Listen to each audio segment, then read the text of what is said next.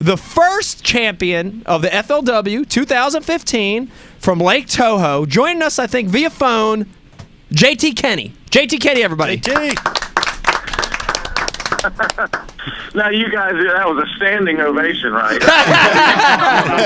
Yeah, I want to make sure it was, right? This is going to be close. And then the internet went dead. And we're like, oh, man. Dude, we're nervous. I'm nervous. My heart's pounding. My palms are getting sweaty. The full moon was on the first day of the tournament.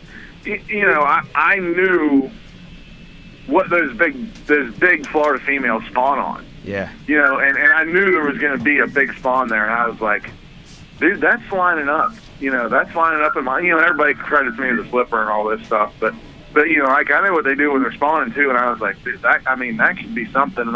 And right then, like, I began, you know, the wheels turning. You know, to have a 12-pound lead going into the last day, you know, like the plan's working perfect. You know, yeah. Caught 2 giant bags, and then, you know, cold front comes through. I got something for that too. You know, yeah. I go out and throw my spinnerbait around and you know, and catch a respectable bag and actually increase my lead by a couple ounces. You know, and like, you know, everything's on track, and then the gosh damn wheels fall off today. Yeah. You know, it's like, dude, really? All of a sudden, it's getting real bright, and I can tell it's going to be bright and sunny all day, and it wasn't supposed to do that until like 1 or 2 o'clock in the afternoon. And the wind starts laying down, and I'm like, dude, oh no, yeah, no, yeah. The window for the big ones is opening. You know, and I'm like, I'm going back. I'm going to Kissimmee. I'm going back. You know, I'm gonna exclamation point, slam the door. You know, everybody can kiss it. Yeah. You know, deal, and you know, it's over. There's no way I'm gonna get down there and fish isolated cover, you know, for 4 hours and not catch 16 or 17 or 18 pounds. Yeah.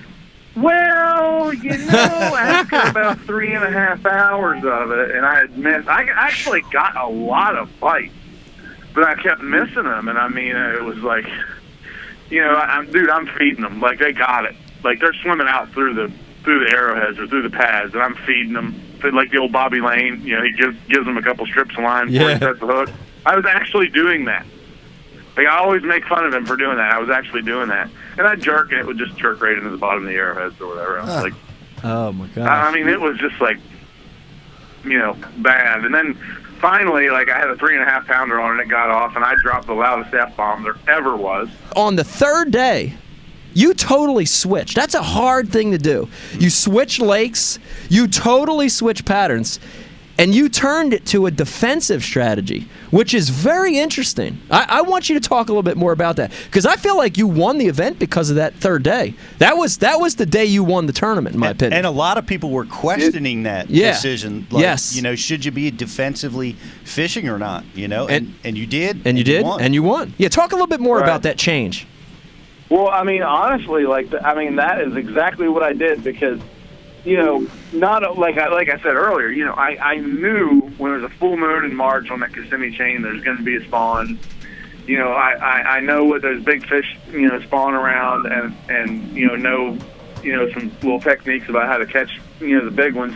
But I also know that they're hugely fickle. Dude, as fishermen, it is so hard not to stick with who brought you to the dance, to use some cheesy cliche. But, it's hard. You know what I mean? Like, you know, not doing that. It's really hard, but I was just like, no. So a spinnerbait around and some scattered hydrilla spots. I know where there's some fish, and I'll catch them. And, you know, obviously I didn't catch anything like what I had been catching, but you know what? It was enough. I wanted to be in the 100-pound club. You know, I'm a competitor. Yeah. I mean, that's what I want. But I kept telling myself, like, I'm sure everybody listening, and you guys have seen Tin Cup, was like, Roy, sometimes par's good enough to win. Yeah. You know, I just kept telling myself that. I was like, dude, you got a 12-pound lead. Yeah.